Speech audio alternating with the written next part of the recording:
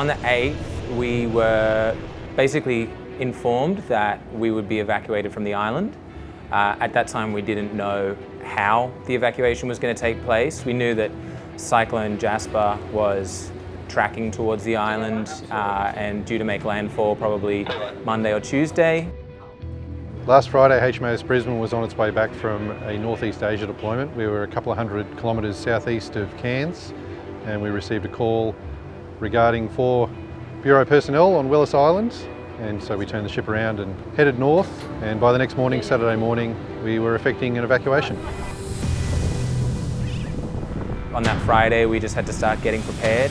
There was a possibility that we would have to stay on the island, and the station is rated to a Category 5 cyclone to be able to withstand that.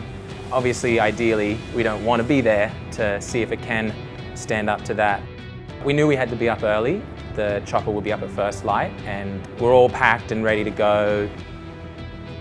We launched first thing in the morning as the sun came up before the weather got too bad. Went to the island. Luckily, we had some really good information about what we're going to find there.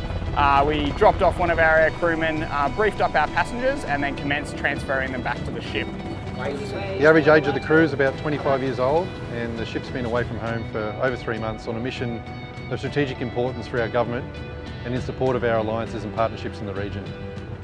I'm so proud of the team to quickly pivot towards this tasking at short notice.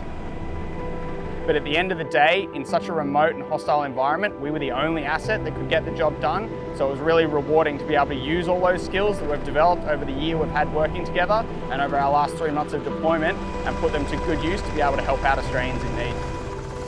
I mean, I'd just like to say thanks. Like, the crew on the ship have just been so friendly, so hospitable.